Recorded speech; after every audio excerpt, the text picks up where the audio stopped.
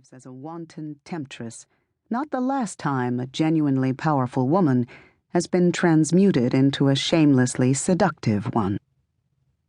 Like all lives that lend themselves to poetry, Cleopatra's was one of dislocations and disappointments.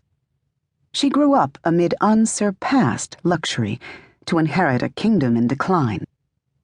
For 10 generations, her family had styled themselves pharaohs. The Ptolemies were, in fact, Macedonian Greek, which makes Cleopatra approximately as Egyptian as Elizabeth Taylor. At 18, Cleopatra and her 10-year-old brother assumed control of a country with a weighty past and a wobbly future. 1,300 years separate Cleopatra from Nefertiti. The pyramids, to which Cleopatra almost certainly introduced Julius Caesar, already sported graffiti.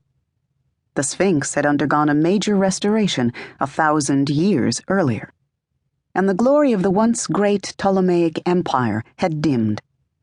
Cleopatra came of age in a world shadowed by Rome, which in the course of her childhood extended its rule to Egypt's borders. When Cleopatra was 11, Caesar reminded his officers that if they did not make war, if they did not obtain riches and rule others, they were not Romans. An Eastern sovereign who waged an epic battle of his own against Rome articulated what would become Cleopatra's predicament differently. The Romans had the temperament of wolves. They hated great kings. Everything they possessed they had plundered. They intended to seize all and would either destroy everything or perish in the attempt. The implications for the last remaining wealthy country in Rome's sphere of influence were clear. Egypt had distinguished itself for its nimble negotiating. For the most part, it retained its autonomy. It had also already embroiled itself in Roman affairs. For a staggering sum of money, Cleopatra's father had secured the official designation friend and ally of the Roman people. His daughter would discover that it was not sufficient to be a friend to that people and their Senate. It was essential to befriend the most powerful Roman of the day. That made for a bewildering assignment in the late Republic, racked by civil wars.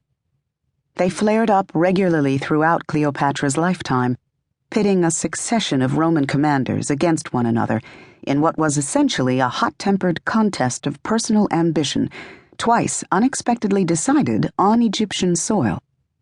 Each convulsion left the Mediterranean world shuddering, scrambling to correct its loyalties and redirect its tributes. Cleopatra's father had thrown in his lot with Pompey the Great, the brilliant Roman general on whom good fortune seemed eternally to shine. He became the family patron. He also entered into a civil war against Julius Caesar, just as, across the Mediterranean, Cleopatra ascended to the throne. In the summer of 48 BC, Caesar dealt Pompey a crushing defeat in central Greece. Pompey fled to Egypt to be stabbed and decapitated on an Egyptian beach. Cleopatra was 21.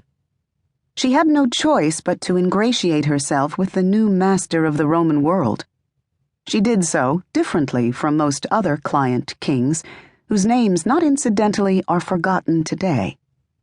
For the next years, she struggled to turn the implacable Roman tide to her advantage, changing patrons again after Caesar's murder, ultimately to wind up with his protégé Mark Antony. From a distance, her reign amounts to a reprieve.